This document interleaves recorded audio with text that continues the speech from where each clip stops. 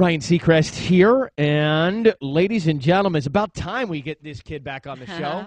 Adam Lambert is on the phone. Hey, Adam, how are you, bud? I'm good. How are you doing?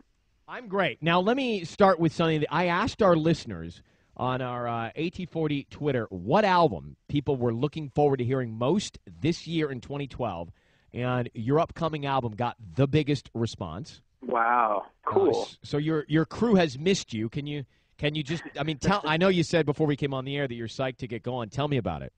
I took a whole year off, writing and executive producing this album, and I believe in it. I think it's really cool, and it's a bit of a departure from the last album, and there's a lot of variety on it. And I got really into the funk music, like dance electro funk. Worked with Pharrell Williams, which was awesome. And then I did some kind of darker stuff too. The album is going to be light side and dark side, so it's going to kind of really showcase my reality. Now, you have a light side and a dark side of your reality? Yeah, doesn't everybody? I think everybody kind of has, in whatever way, it applies to you. Everybody kind of has that struggle between being, upbeat and positive, and then maybe days where you're, feeling down, or, I think everybody goes through that. Well, tell me why it's called Trespassing. Well, on one level, I wanted it to be something where people listening could feel like they were kind of trespassing into my world, getting a closer glimpse into what makes me tick and who I really am, not just the person you see in a tabloid or the person you saw on American Idol, but really like a full, real person that, has ups and downs and makes mistakes and, is a little bit crazy and just trying to have a good time. Well, and it seems like you're doing that. When you were on American Idol, we kind of know who's watching American Idol and what the fan base was. And then when you left and started releasing the songs that were playing on the radio, created this whole culture of Glamberts, I was thinking that and picturing him in my head that they're 20-something guys and girls who are really into your music and your style. And then I see like 65-year-old women cocktailing at shows of yours who are like in love with you.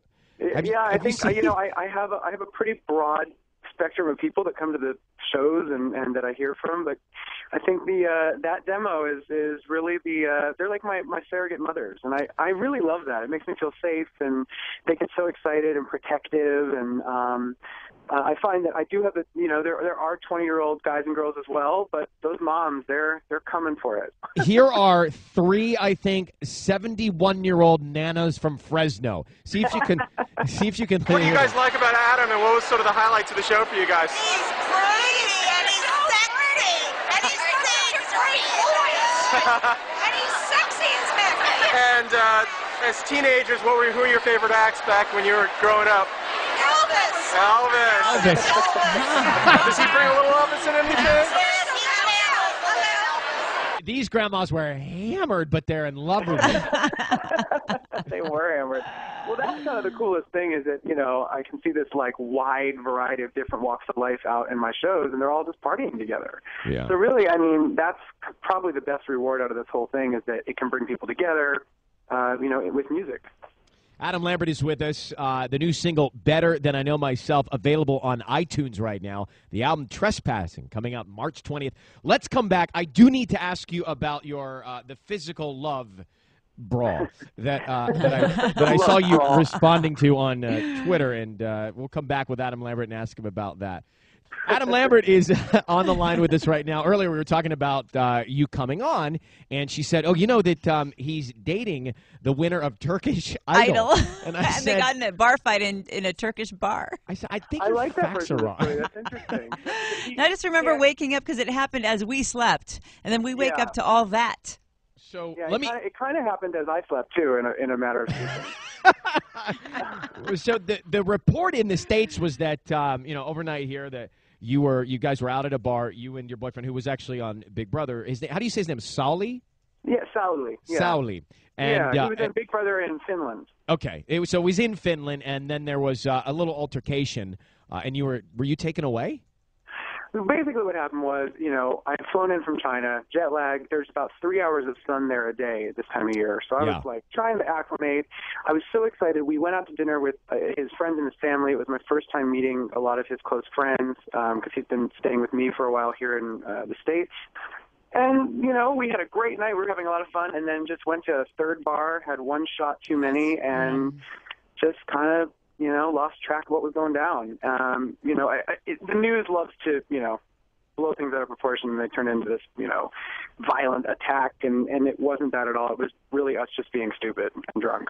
So, well, but I saw some of the tweets, which were, you know, you kind of just said, learned lesson. I think that was the net of that. Yeah, I mean, you know, I really wanted, my main concern with getting on Twitter right away is I didn't want friends and fans to be concerned and misunderstand what had happened. You know, I wanted to make sure everybody knew what was going on, and luckily no one was hurt, and it wasn't really that big of a deal. I think at the end of the day, the thing that I learned from it is I walked away from it going, you know, okay, this is a wake-up call that, you know, this is not the type of behavior that I think is really appropriate. It's not setting a great example. And, you know, you live, you learn. You know, you have to learn that kind of stuff. You guys are good? You're still in love We're together? Great. We were great.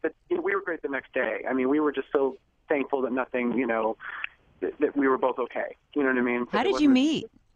I met him actually in Finland the night of my concert there a year before. Pulling the old Steven Tyler move, are you? I guess so. Yeah, a little group reaction.